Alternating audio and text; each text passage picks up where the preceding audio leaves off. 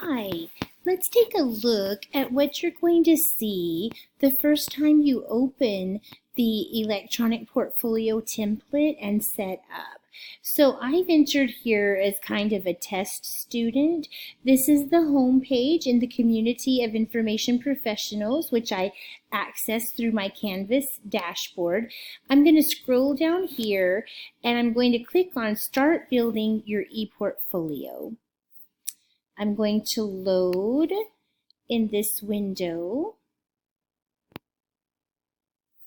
I'm going to create an account. So this is the first, and this is the student's name who I'm using. So I have her name and her email, and I'm going to say sign up.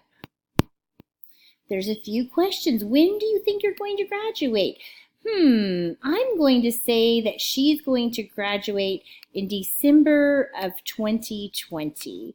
Now, if you're not sure exactly when you're going to graduate, just do your best. It's okay. It doesn't have to be like, oh no, I told him I was going to graduate in December and I didn't graduate till May. It's okay. Just make your best guess. And then you have to basically agree to consent for Career Connect to be linked to this account. So in order to use it, you have to agree. So click agree and then next. Here are the terms of service, which you will want to read through, and I've already read them, so I'm not going to read them again, but you have to agree to the terms of service. So scroll through those, read them. Then you're saying, yes, I am definitely over the age of 16. And then I'm going to put MD, the initials, and click next. Here's what we have. The license length is 5 years. That's how long you have right now to finish this ePortfolio while you're taking classes. But you will have access to FolioTech, which is where your ePortfolio is created for your lifetime. So you'll be able to come back and to continue using it in the future. Now you want to click on Perfect, let's go. Getting things ready, creating your account. Now it's going to go through this checklist and check off that each of these things has been done. Good. It's going to spin for a minute and open up the template for us. So we'll just give it a second to work. And now it says it's loading FolioTech, and your template is available through FolioTech, and loading your ePortfolio. And here's a welcome message. So hi there, I guess you're ready to build a presentation ePortfolio. Yes, you can use the next button to walk through some of the things you might want to know. So feel free to go through that. It's going to tell you how do you edit content. And it's just this, if you want to follow this, go ahead. I'm going to just X out of it because I already know how to edit the content. But when you first enter, you might want to go through each of these steps.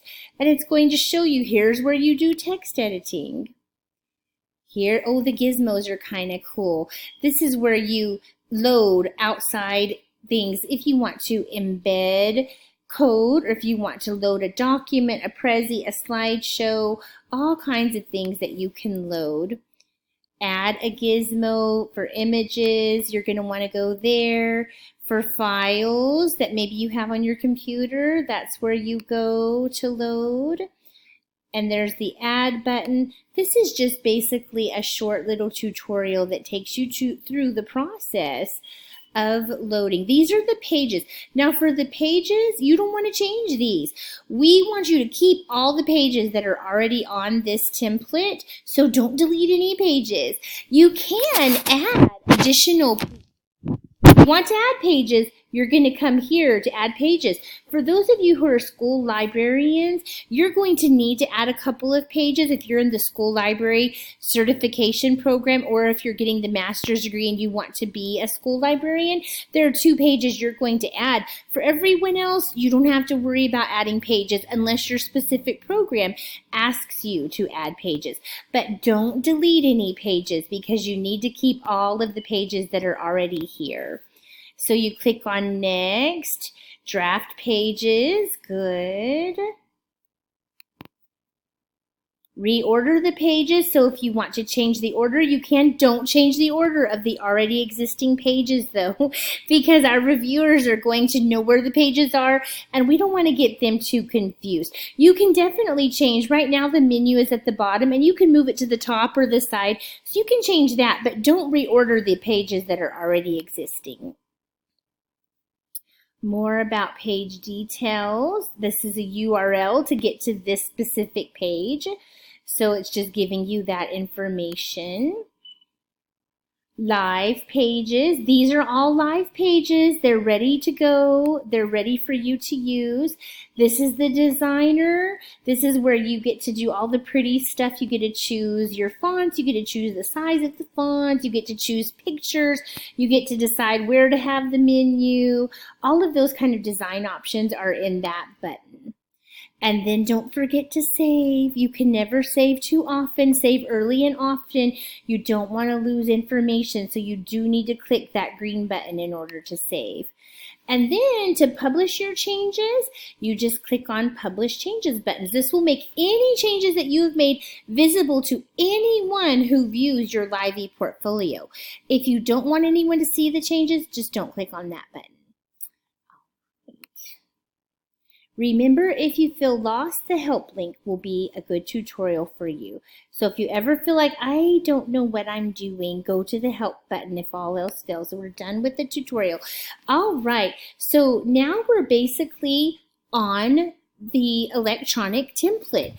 And this is where this picture in the background, which is a nice picture, you can change that though. Do you remember how? You come up here to design, you can load the designer. There are some existing options here. You can also add a picture. You can upload your own picture if you would like to. Under the layout button, this is where you decide where do you want the menu. Do you want the menu at the bottom, the top, the side, etc. Over here in styles, that's where you decide on all the font choices. I'm going to just X out of this. After you do make changes, be sure to click the save button. The check mark is also a save button before Xing out. And I'm just going to say, okay, I didn't make any changes, but if I did, I just want to make sure and click that check mark because that check mark also means save. Here are the pages that we don't want you to delete. Remember, you can add pages, but don't take away any of the pages. Also, on every page, the instructions, if we go, let's go under My Professional Education to Professional and Lifelong Learning Resources. Under every page, there are instructions. The instructions are in italics, and that is just to help you know exactly what to do. If you may have questions along the way, feel free to ask questions, but if you're wondering, what goes on this page, just check in these directions. Eventually, you're going to want to delete all the directions, but keep the directions until you're sure that you don't need them anymore. All right, now you are ready to go and start adding content. Have fun. Bye.